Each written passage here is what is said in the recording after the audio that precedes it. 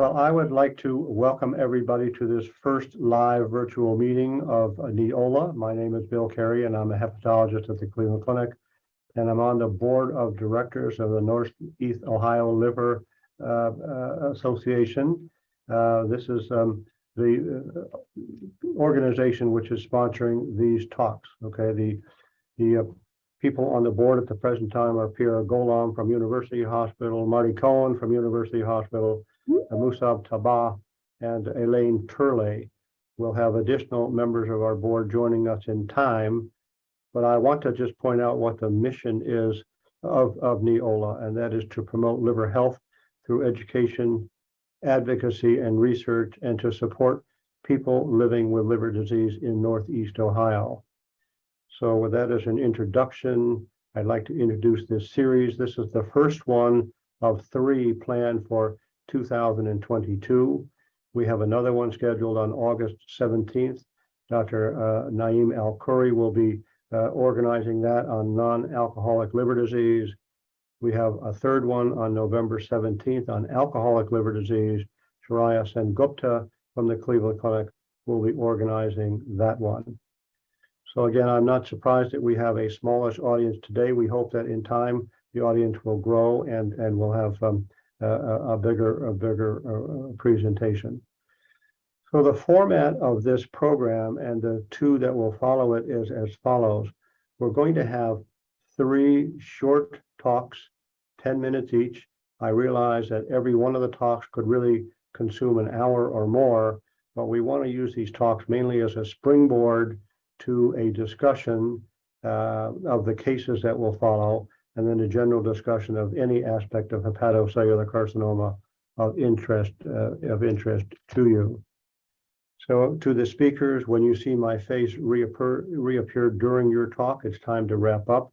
Again, if we're going to get through this in a reasonable amount of time, we do need to limit your presentations to 10 minutes, okay? We'd like anyone in the audience and everybody on the panel to let us know what your thoughts are about the format, the timing, and the structure of these meetings so that we can improve them going forward. So at this time, I'd like to introduce our faculty for this meeting. Bolin New from Metro Health Medical Center, a hepatologist there. Dian Chiang, Cleveland Clinic hepatologist. Seth, Sclair University Hospital hepatologist. And Sobia Liaque, a transplant hepatology fellow at the Cleveland Clinic. So the first presentation is going to be given by Bolin New, and I'll turn the podium over to her. Bolin? Thank you, Dr. Carey. I'm going to share my screen now, and let me know if everyone can see it. So share. So in my presentation today, I will discuss the prevention of HCC with regard to the following conditions: hepatitis B, hepatitis C, NASH, and alcohol. First, we know that Hep B is a major cause of HCC around the world. In order to prevent HCC, we must decrease Hep B viral prevalence in the population, and that's through vaccination and preventing maternal fetal transmission. And then in addition, there's antiviral treatments of Hep B that also lower HCC risk. So vaccination, there are a 3-dose series in the US. The CDC recommends this vaccination for all newborns. The same is true for the internationally as recommended by the WHO. So this is the 3-dose series, most common, and it's also used for adults to catch up. This is a 2-dose option as well, called Hepatocellular B. There's a 1-month interval between your 2 doses. And unlike the 3-dose series, it is only approved for those ages 18 and older. We know that Hep B vaccination does decrease HCC. There's a landmark study in the New England Journal of Medicine, 1997, from Taiwan, where they showed that universal vaccination did in fact reduce HCC in the pediatric population. The next way, obviously, to reduce Hep B is through preventing vertical transmission from mother to baby. And in the study, we see that maternal Hep B DNA is strongly correlated with transmission. And the table shows that this becomes a risk around 1 million copies per mil when it's in the mom's serum. Therefore, AASLD guidelines do recommend treating moms with antivirals when the mother's DNA viral load is greater than 200,000 IUs per mil, which is the same as saying 1 million copies per mil. There are several options for treating Hep B, namely entecavir, tenofovir, TDF, diacetyl peroxyl fumarate, and tenofovir alafenamide, or TAF. They're all excellent on viral suppression. I mostly use the newest of which is TAF. Comparing entecavir and tenofovir in terms of lowering HCC risk, there's no official recommendation of choosing one medicine over the other. However, there is a nationwide population-based study in JAMA that looked at outcomes over 24,000 patients with chronic Hep B infection, and they treated with either, they were treated with entecavir or tenofovir, TDF, and they found that when they compared the two, tenofovir was associated with significantly lower risk of HCC, and this was consistently observed in a multivariable adjusted propensity score matched for the entire cohort in cirrhotic and non-cirrhotic subcohorts.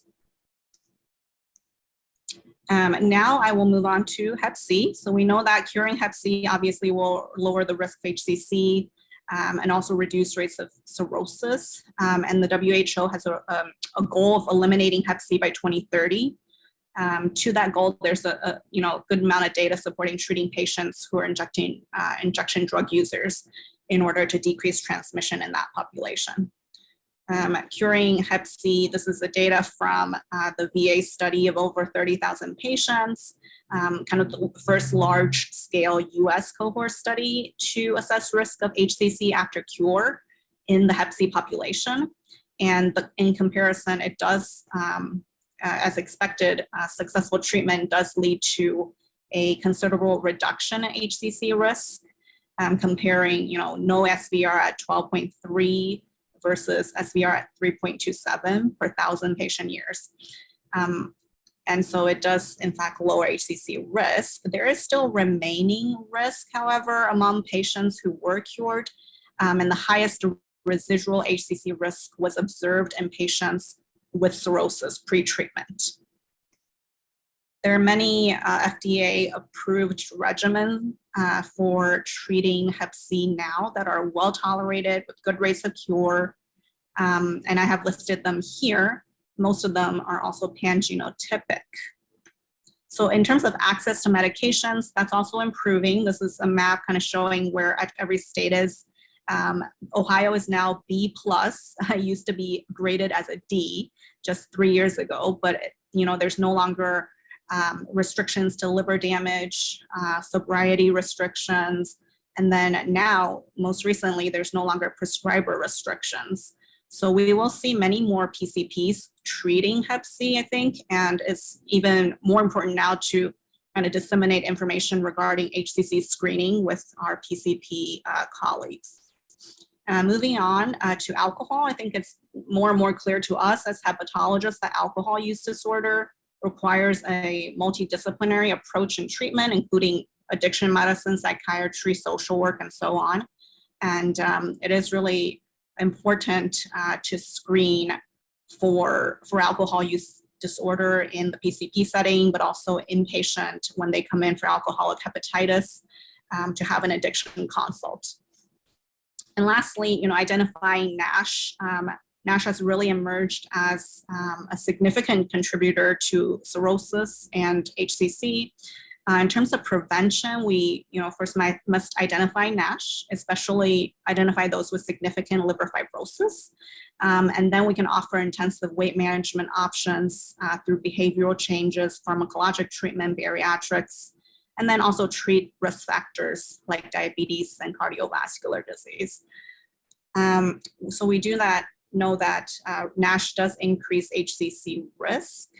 HCC incidence rates became more elevated with longer follow-up in this study with a high relative risk of 7 that does persist after adjusting for race and metabolic syndrome features. However, the absolute risk for HCC was still low with a cumulative 5-year risk of 0.8 per 1,000 patients. There are multiple reports of HCC outside of those with cirrhosis in the NASH population. In fact, in large studies from Europe and the US, about 25 to 30% of HCC attributable to NASH arose in non-cirrhotics. And then the takeaway points from this is that HCC is a 4th leading cause of cancer deaths worldwide. Prevention will start with treating causes of liver damage in HCC, including vaccination for Hep B, antivirals for Hep B, Hep C antiviral treatment, identifying alcohol use disorder, offering structured addiction treatment, identifying patients at risk for NASH early, and offering them weight management solutions. And that is all. Thank you very much. Well, thank you very much, Bolin. That was a beautiful presentation. I'm going to invite anyone who has a question to submit it on chat, and I'll get it transferred to the general audience. I'd like to just ask a question about hepatitis B immunization. It does seem to me that Hepatitis is clearly a superior strategy for immunization. And I'd like your thoughts on whether or not we should all be using that product rather than NGRX or other immunizations. Bolin, yeah, so I have started using it exclusively because it is that 1 month period. And especially in people who are difficult in follow-up, like injection drug users and so on, which are a high number of our patients. I think that's great. We capture them, we do the 2 doses, and they're done. It's not approved for infants at this time, but I do think for the adult population that's a good idea. Right, so it's better because it's only 2 immunizations rather than 3. You get it all in a month period of time, and it's more immunogenic for almost every subgroup. Correct. To me, it just clearly dominates in terms of its efficacy. Yeah, okay. Yeah. All right. I don't see any questions at this point coming up on the chat, so keep them coming, and we can circle back to this topic in just a few minutes. So we have a lot of people out there who are at risk for developing HCC. And at this point, I'd like to introduce Dr. Dian Chiang to talk to us about strategies for screening. Dian, the floor is yours. Thank you, Dr. Carey. Can everyone hear me?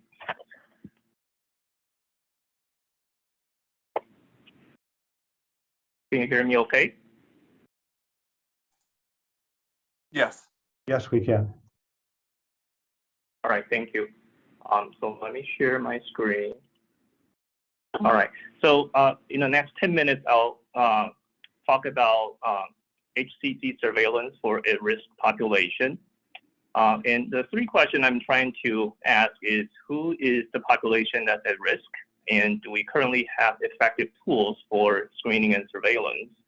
And number 3 is, are we using these tools effectively? And what are the unmet needs in this important task that we can work on to bring new innovation and research to benefit more patients? So start with the population at risk. We want to identify those patients and choose effective surveillance tools. And right now there are... We can't see your slides, Dian. Oh. So go ahead and down below, see where it says share screen down below on the Zoom webinar. There you go. Yes.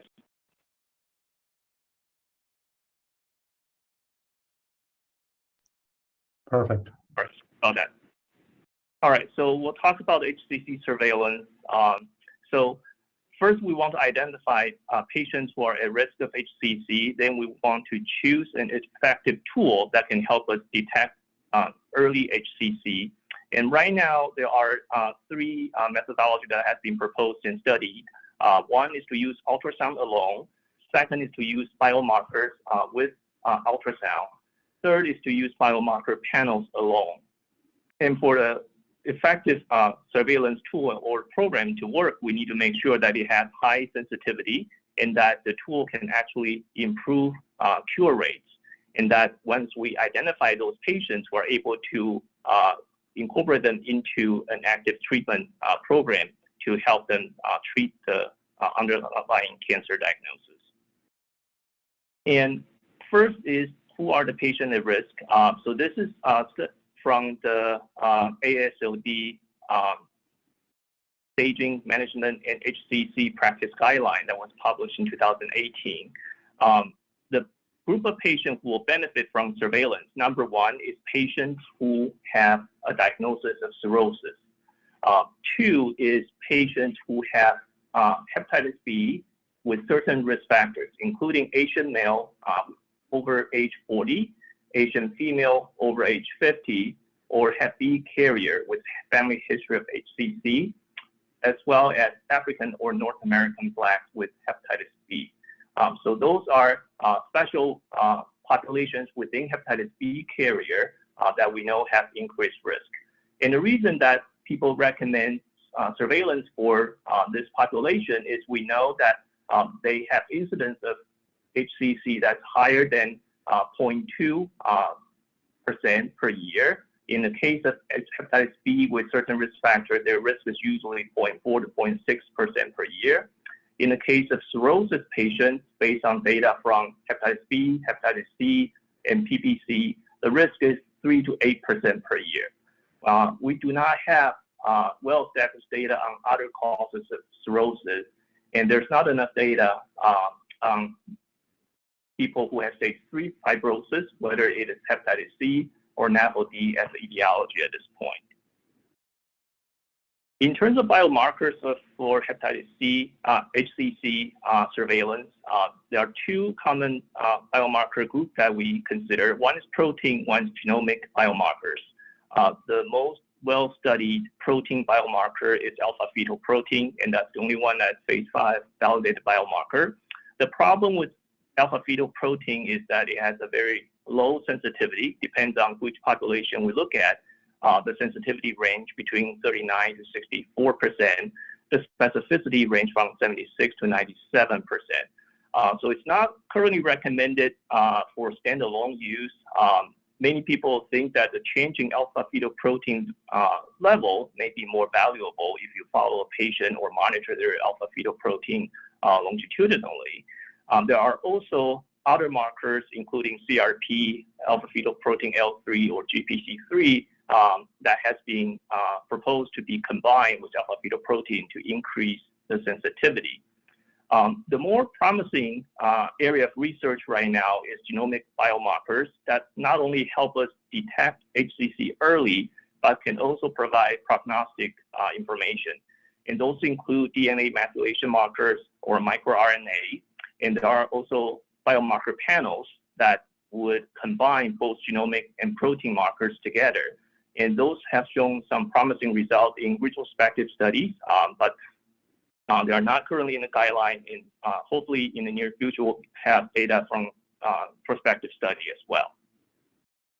So do the tools we have available now effective? So this is a study, I will say this is the only randomized control trial utilizing ultrasound plus alpha-fetoprotein as a screening tool to see if we can reduce mortality in patients with risk factor for HCC. This is a study from China, published in 2004, with 19,200 patients randomized to screening versus control. As you can see, the result table on the right, with screening, you can detect stage 1 cancer in 60% of the patients. And all the control group diagnosed with cancer of the liver, they are all diagnosed on stage 2 or stage 3. And in terms of treatment, those who are in a screening group have more likelihood to receive resection or local treatment, while those who are in a control group mostly receive conservative treatment. And the survival difference is very significant. A 5-year survival in a screening group is 46.4%, while in a control group is 0%. So there's definitely a significant survival benefit in people who receive screening for HCC when they have risk factor to develop HCC. Even though we have effective screening tools, the compliance for the surveillance program guideline is quite low. This is a meta-analysis published last year looking at population-based studies on the top, center-based studies in the middle, and subspecialty care studies at the bottom. The subspecialty are basically studies done by the liver clinic or hepatology program. And if you look from 2010 all the way through 2019, there is very little improvement in surveillance rate for HCC for at-risk population. The only group of programs that we're seeing significant improvement is subspecialty care studies. So hepatologists are doing slightly better than we were 10 years ago. But at the institutional level or population-based level, we're not improving, even though the guideline has been around for a long time and those tools are readily available. So the question becomes, how come we're not delivering those care to patients who need it? And this is a study published 2015 looking at what are the risk factors or beneficial factors that can help patients get the needed surveillance test. And one factor that stands out is people who actually see 2 or more hepatology visits per year.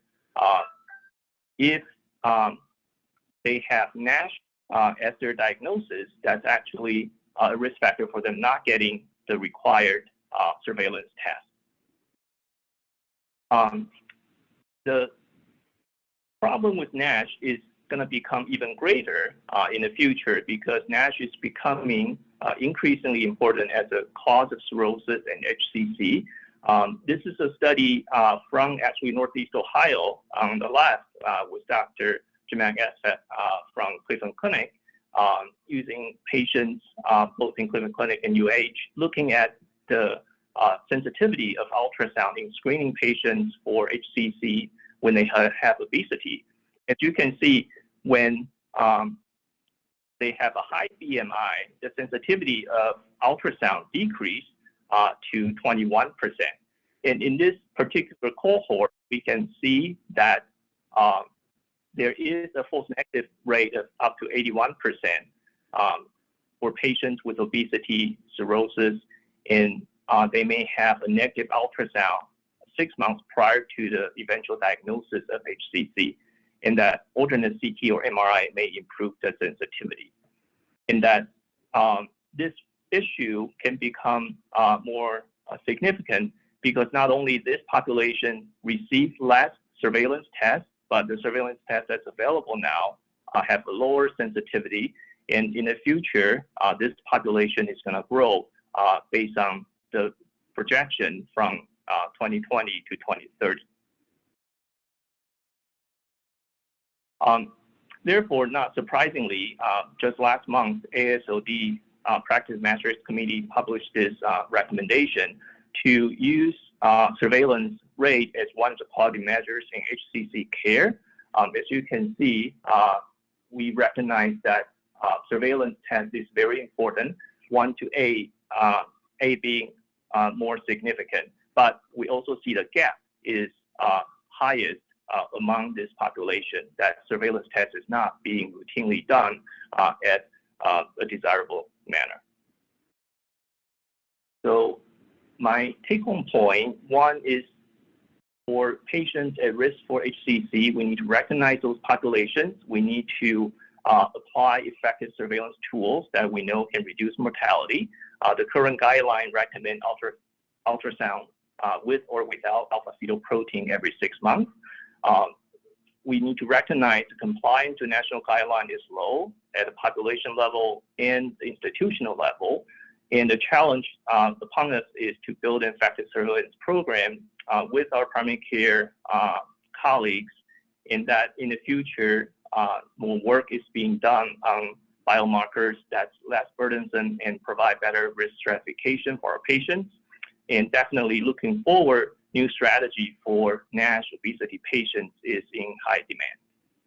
Thank you. Thank you, Dean, very much. That's very good. We have time for one question that has come up. In your own practice, are you screening anybody who has NASH but does not have cirrhosis? Are you screening for HCC in any of those folks? So currently, I'm not screening patients with just NASH but no cirrhosis. But if they have stage 3 fibrosis, then I will follow them carefully and see if they have advanced to cirrhosis. And to me, if I have evidence that they may have progressed to stage 4 fibrosis or cirrhosis, then I will start a surveillance program. And one more question before we move on. Do you use cross-sectional imaging instead of ultrasound for some of your people with BMI that's very high?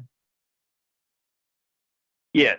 So for some of the patients that have very high BMI, as I point out in that one study from Cleveland Clinic, that we know the sensitivity of ultrasound is low, especially if the radiologist is already commenting on that this is not an appropriate study, that the visualization is low, then I would recommend CT or MRI as an alternative imaging method.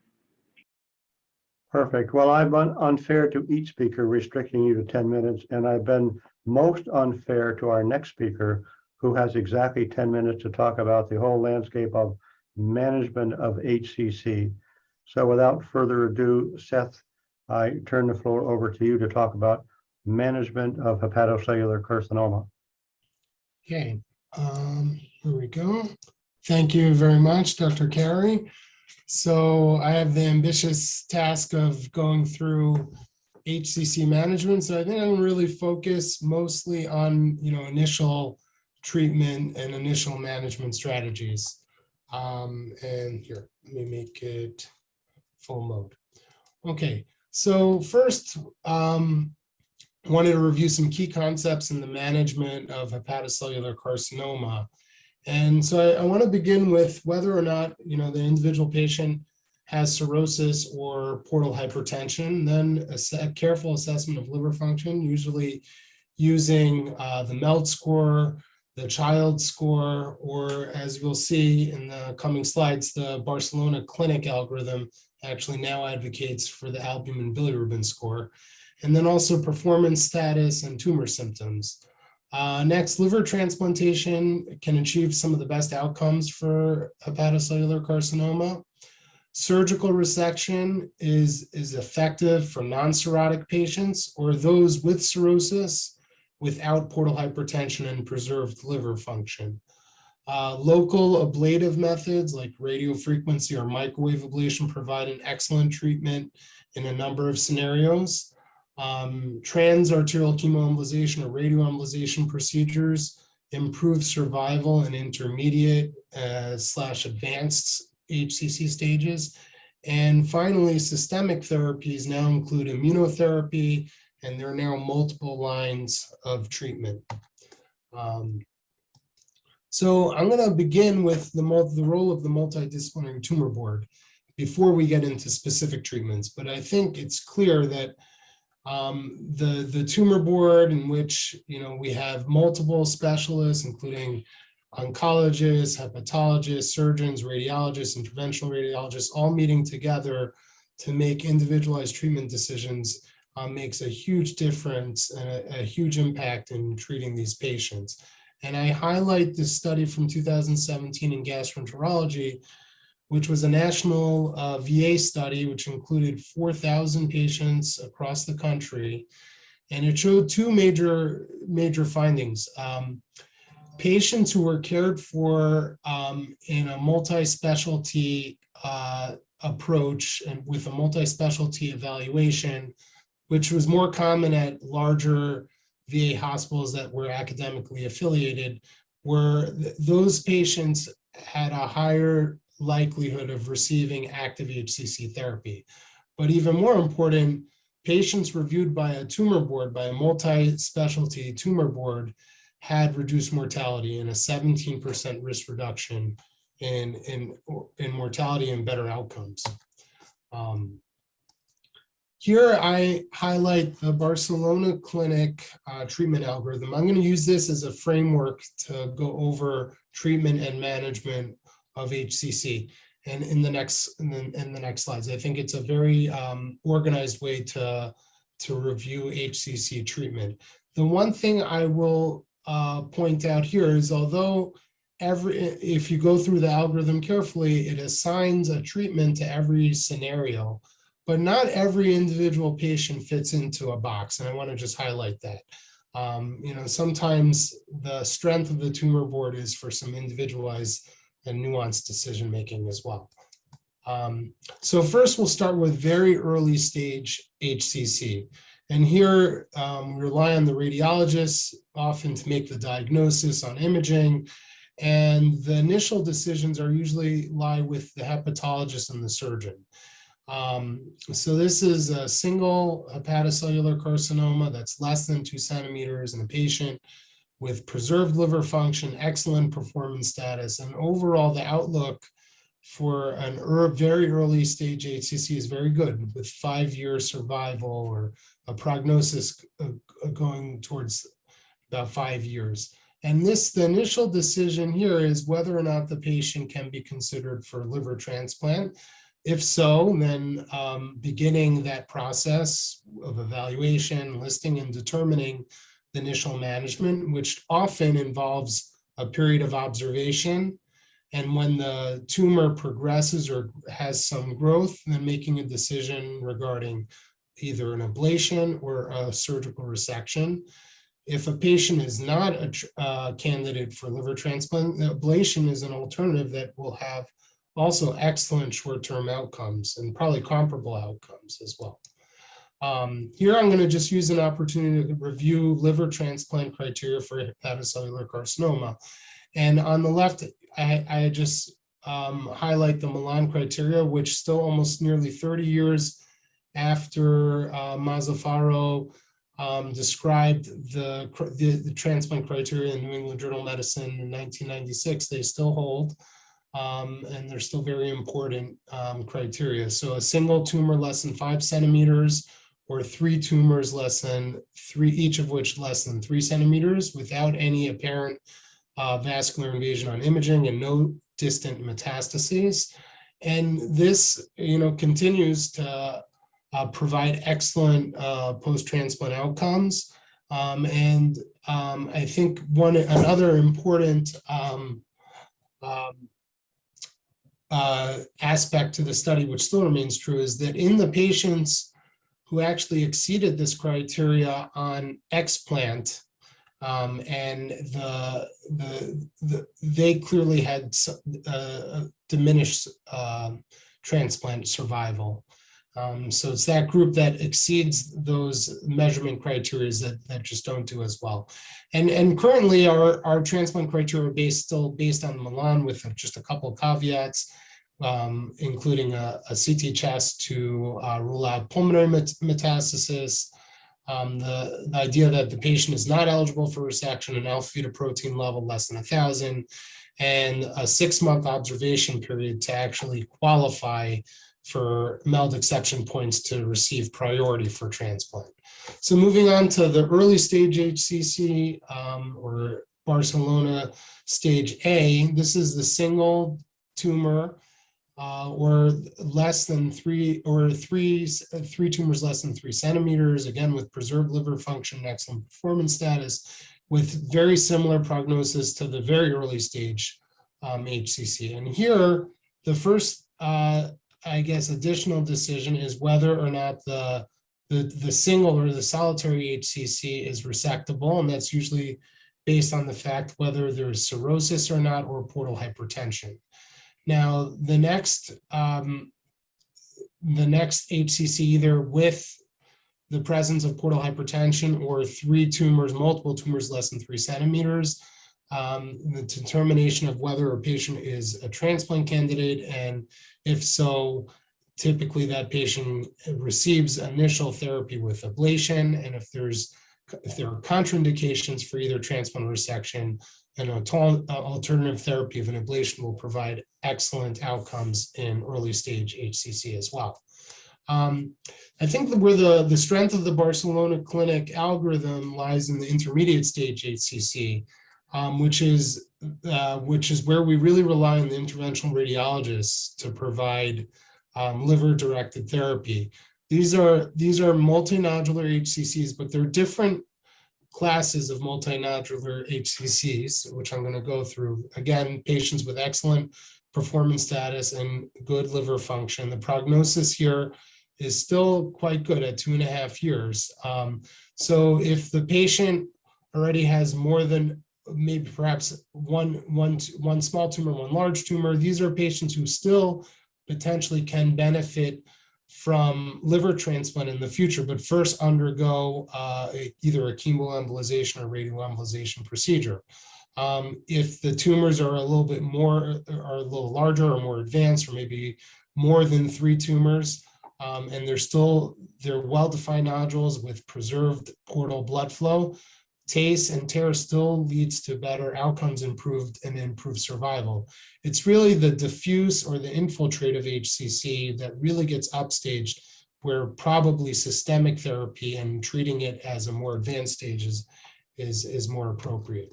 Advanced HCC, so what is an advanced HCC? So that's a tumor with portal invasion, where the tumor is invading into the portal vein, where there's extrahepatic spread of cancer. And in patients with, or individuals with preserved liver function, still with fairly good functional status, survival now is closer to 2 years, whereas before, many years, just a few years ago, survival was probably even poorer, closer to 1 year. And I'm going to go through some of the systemic therapies that are now available for HCC. So it used to be that we really just had sorafenib, which was first-line tyrosine kinase inhibitor, but now we have multiple lines of therapies, starting with atezolizumab and bevacizumab, which is an immunotherapy or a checkpoint inhibitor.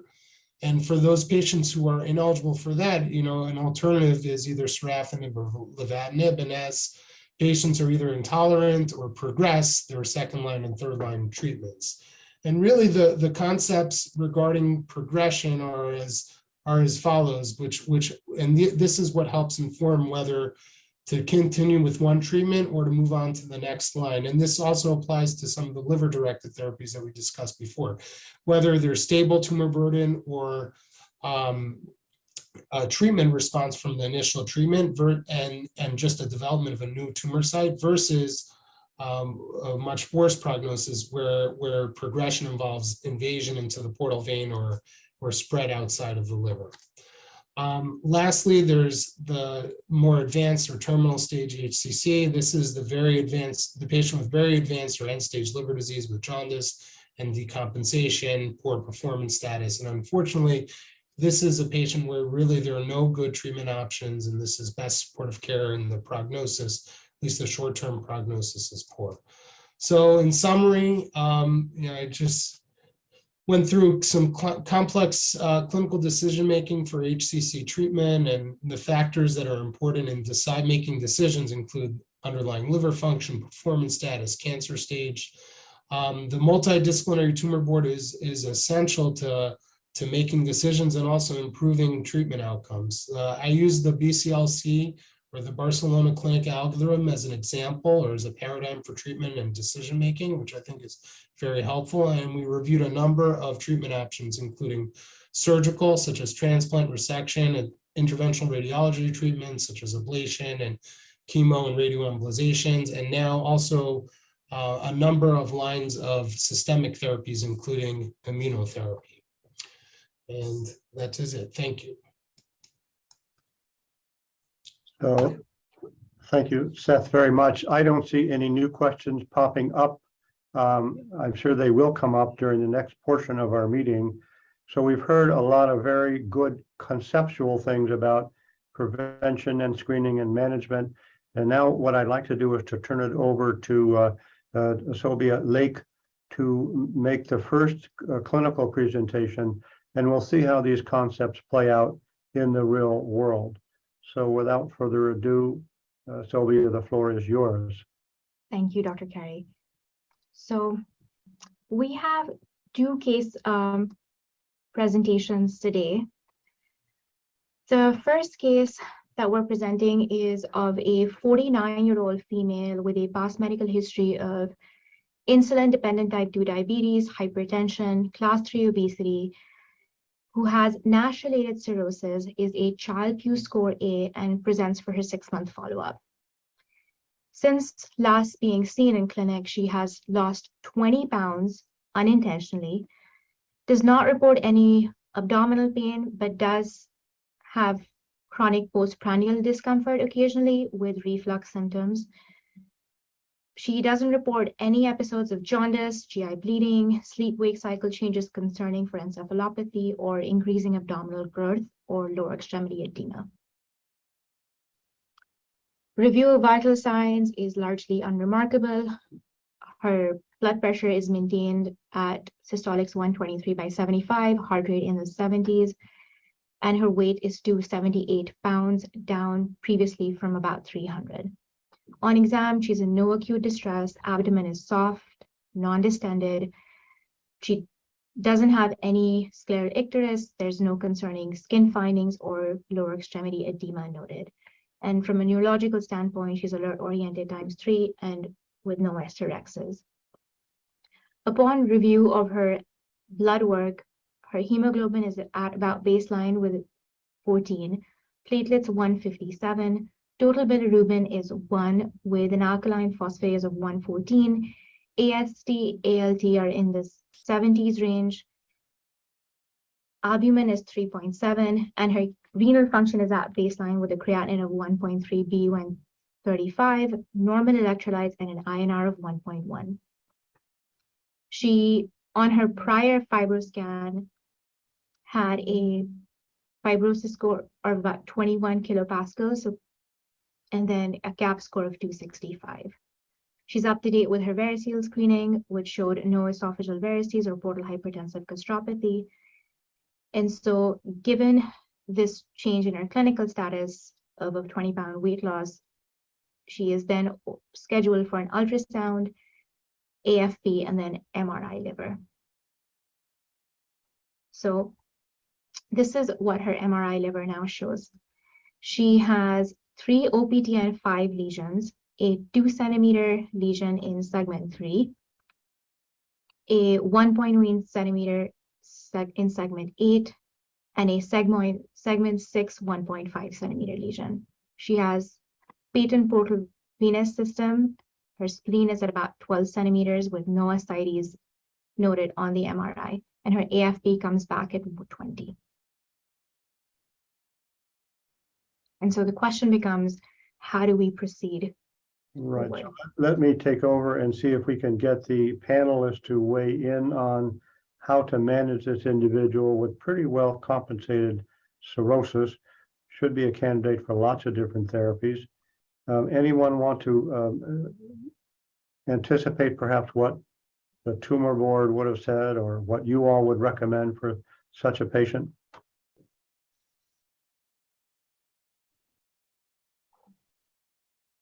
So I think with her being compensated, having pretty preserved liver function, I mean, it sounds like she does have multifocal disease. She would still be BCLC stage A, because she only has 3 lesions. Each of them are less than 3 centimeters. You know, I think she has a lot of different options. Given that it's not a solitary tumor, it's multifocal, she probably wouldn't get resection. If it had been solitary, she probably would. At this point, you could evaluate her for transplant. She's still within Milan, and her AFP's okay, biomarkers, they're okay. Doesn't have any, I don't know what her CT chest would show, but doesn't sound like she would have mets at this point. And maybe ablation as well. I think given the size of the lesions, ablation would be an option. Other comments? Seth, you're live here. Any thoughts about this? Yeah, sure. No, yep. Can we go back one slide just to summarize the, so I guess just to summarize, we have 3 small, very small lesions, one of which is 2 centimeters. And yeah, so I definitely agree with Dr. New. This is the type of patient who has a lot of options. I think liver transplant should certainly, just given the patient's age, that should certainly be a consideration. And then, you know, beginning to also make some treatment recommendations with probably at least starting to ablate the 2 centimeter lesion, possibly, you know, the 1.5 centimeter lesion as well, and versus, you know, and possibly with some period of observation on some of these lesions to see what their tumor biology are like. Dean, additional thoughts?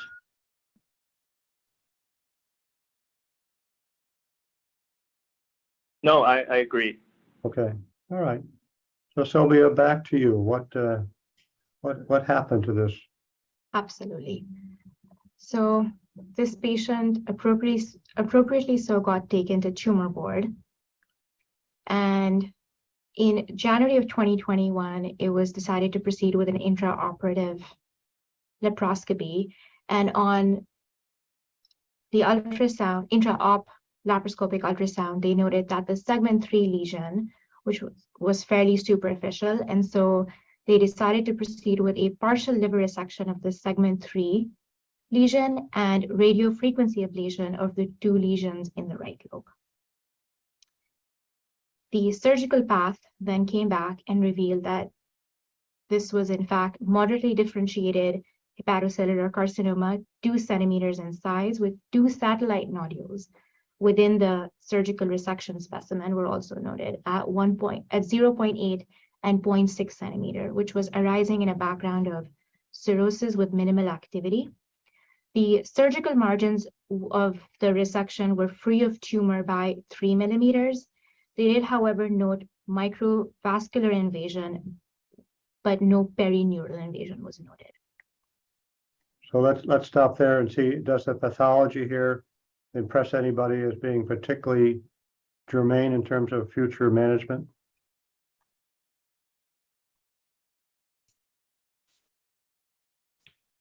You know, I think the decision to do laparoscopy and then the findings on this surgical specimen is very interesting, because now I think you can make the case that you have a moderately differentiated tumor and 2 satellites, and there was a full resection here. So this is someone who's at higher risk for recurrence. And now they have probably some period of time where they're well treated between ablation and resection. This is someone who probably benefits from transplant, who received the most benefit from transplant long term. And that might help with that decision, you know. Okay, so Sobia, back to you. So after undergoing the surgical resection and RFA, in the meanwhile, she's presented and approved for listing by February of 2021 with a native MELD sodium of 12. She comes back in May for her surveillance MRI, which shows changes of the prior liver resection and an ablation to segment 6 and 8, and there's no evidence of residual or recurrent disease at this point. She then comes back in September, 3 months later, for follow-up. She's seen in clinic and reports that in this time she has lost further 8 pounds. On exam, she now has 1+ lower extremity edema bilaterally with mild hysterexis. She is initiated on lactulose and low-dose combination diuretics, and her surveillance imaging is then ordered. And this is what her surveillance MRI in now September 2021 shows, whereby she has numerous small enhancing lesions predominantly clustered in the right hepatic dome, many of which meet OPTN5 criteria, concerning for multifocal HCC. And there's also concern for enlarged lymphadenopathy in the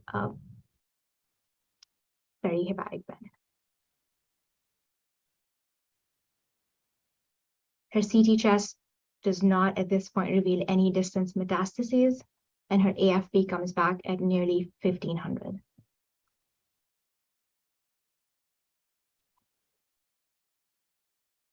Back to our panelists.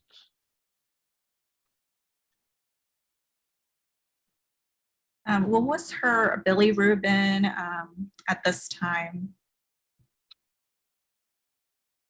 2.5. Okay, so but she's having basically decompensated disease at this point with ascites and encephalopathy. It sounds like. I mean, I think she would be benefit probably from systemic chemo with the newer, first line agents. People tolerate them okay, and if she has somewhat, I mean, at this point, I guess the liver function is not great. And is her performance status still the same? Still the same. Okay, so as a 0, ECOG As 0, a ECOG 0, yes. she's still pretty good functionally. Doesn't have any distance spread, but the liver function has gone down. So transplant maybe, but I think with the AFP being so high, it's probably not a great idea. She's going to have a poor outcome from that or early recurrence. Yeah. So the window of opportunity closed pretty quickly on this person. Yeah. Yeah. Okay, Yeah. Sobia, we'll go forward and perhaps get to the next case. All right, so she gets taken back to tumor board for discussion, and ultimately they decide to proceed with Y90 radioembolization, and she gets referred to oncology for consideration of systemic therapy, given high burden of hepatic involvement and her AFP being nearly 1,500. All right. So currently the patient is still alive, but systemic therapy has been put on hold due to complications from progressive hepatic decompensation. All right, with that, our first case comes to an end, and we will move on to case number 2. Well, let me just wrap up case number 1 by saying, this is an example of prevention screening didn't really help this person very much. It seems like she's in the minority of people with HCC whose course is so rapid that it kind of flies under the radar. And even when the cancer was discovered and treated appropriately, still the outcome for her wasn't really very good. Yeah. Dr. Carey, did you see the question that came from Maura? Yeah, so I think this question was answered. They did treat, Okay. The question is, she had 3 lesions, were they all treated? Sobia, you want to answer that question? The initial 3 lesions, yes. So the segment 3 lesion that was superficial and 2 centimeters in size, they proceeded to surgically resect that, and the other 2 lesions in segments 6 and 8 were treated with radiofrequency ablation. And on the surveillance scan, both of them were OPTN5T with no evidence of, in that area, recurrent disease. Okay, let's move along. We have about 20 minutes to finish up the case and any discussion. So with that, we start with case number 2. This is now a 66-year-old male with chronic HCV genotype 1A related compensated cirrhosis who presents to the emergency department with abdominal pain and constipation for 2 weeks. His past medical history is otherwise unremarkable, has not had any prior surgeries, particularly abdominal, His medication list is fairly benign, where he's on losartan 25 milligrams for blood pressure control and pantoprazole. Social history-wise, he does have about 25 years ago reported cocaine use and current mild alcohol use disorder, and he currently cigarette smokes as well. He is married with 2 adult children. He is a retired factory worker with an ECOG of 0. Vital signs: on arrival to the ED, does note a mild tachycardia with a heart rate of 112 and relatively softer blood pressure profile for him.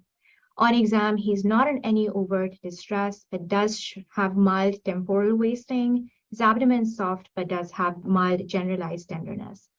Neurologically, he's alert-oriented ×3 with no hysterexis.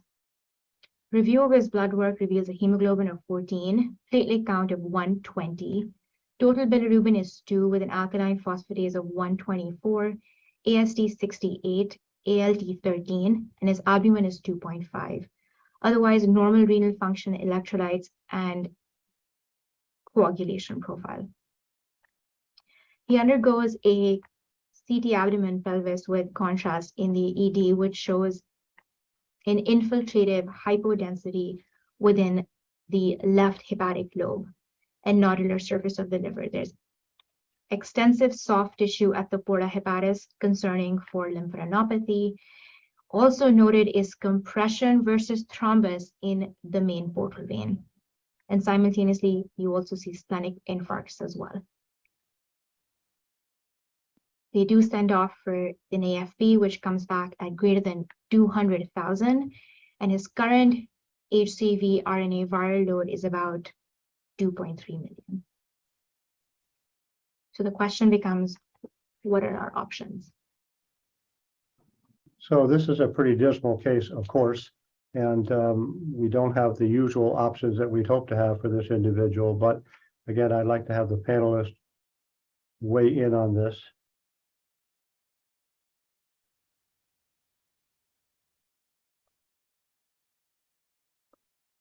Sure. So it seems like, you know, we have an infiltrative HCC, which probably is also invading the portal vein. So this is an advanced HCC, more of the BCLC type. So I think if there's the alpha-fetoprotein protein is also you know, I think very telling here as well, very high. So I think it's whether or not the patient's going to be a candidate for any sort of systemic therapies or just best supportive care. I think that's the real decision here.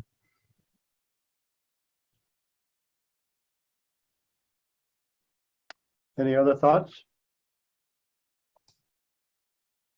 Okay, we'll go on. So as Dr. Sclair kind of elucidated to this, it really comes down to what our systemic therapy options are, and would this patient be a candidate, and what kind of first-line therapy would this patient be a candidate for? So the first step of evaluating that is staging the cirrhosis itself. So this patient underwent an upper endoscopy, which showed no esophageal varices or portal hypertensive gastropathy. He didn't have any hepatic encephalopathy, and ascites was only grade 1 detected on imaging. His Child-Pugh score came out to about 6 points, so he was considered to be class A. Step 2 then becomes assessment of the patient's functional status, and he was an ECOG 0. And step 3, which has now also made its way into ASCO guidelines, is screening patients for viral hepatitis. So evaluating and accordingly managing their chronic hepatitis B status to determine are they at risk of reactivation and accordingly putting them on therapy. So this patient, given the fact that he had preserved liver function, was in good functional status, was then underwent systemic therapy with combination atezolizumab plus bevacizumab. This was the landmark phase 3 trial that was published in the New England Journal of Medicine, known as the IM-Brave 150, which really has changed the trajectory of management of unresectable hepatocellular carcinoma. And it essentially showed that when patients were treated with this combination, their overall survival at 12 months was higher than that treated with monotherapy with sorafenib, with a hazard ratio for that at about 0.58, which was statistically significant. And then there was also an increase in the median progression-free survival, whereby the combination group was at about 6.8 months versus sorafenib, which was 4.3 months. And so the next question we come down to is there utility of treating the chronic hepatitis C at this point? So again, we'd like to ask the panelists to weigh in on whether or not in this case, treating hepatitis C is useful or not.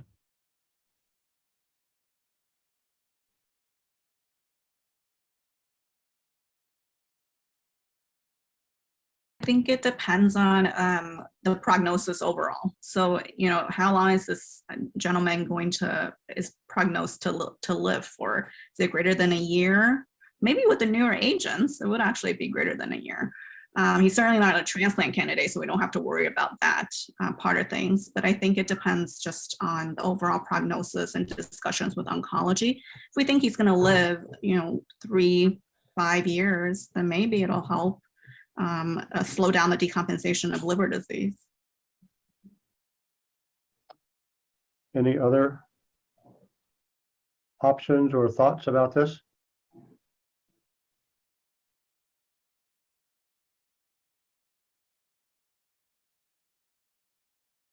I agree. I think the decision to treat or not depends on the prognosis, and also the benefit probably will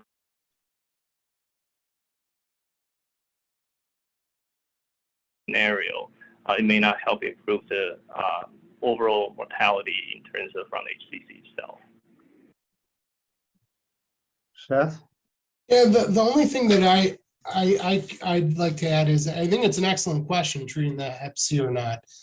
And sometimes I think allowing the patient to start the immunotherapy for a period of time and seeing how they do, you get the benefit of seeing what their response is. And if there's some sort of favorable response, there might be an opportunity where then, there might be an opportunity just to treat the hepatitis C, after a few months, and that might actually make most sense.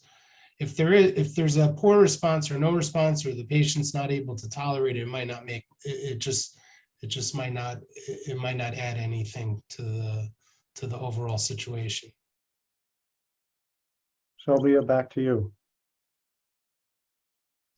Well, that is the end of case 2 as well. So thank you, everyone, and thank you for being such an engaging panel.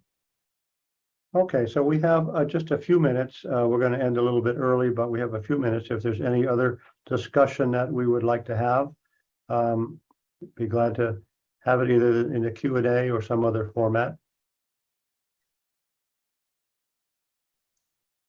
Yeah, I have a question on that last question. So is there really any new data to suggest to guide that decision with Hep C treatment, or that's still like an unanswered question?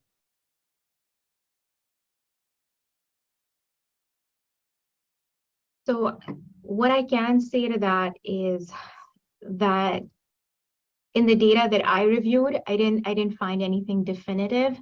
I think most people, more often than not, the argument that tends to get made is that treating the hepatitis C decreases your risk of so you can theorize that it decreases the risk of hepatic decompensation, which allows for systemic therapy to be continued, because often enough, as soon as their bilirubin starts going above the 3 threshold, that's when the oncologist starts making decisions about holding therapy or even discontinuing it. So I think oftentimes when in the few patients that I've seen in my very brief period as a fellow, that's the argument that we make, that it will decrease the risk of decompensation potentially and allow systemic therapy to continue uninterrupted. So I'd like to introduce one final concept. I think everyone is aware of the large VA cooperative trial that showed that people with unresectable HCC who are on statins did better than those who were not on statins. So I'd like to get an opinion, and then maybe Sobia can straighten us out on what the more current data shows on that. Does anyone think statins would have a role to play in this person with unresectable HCC?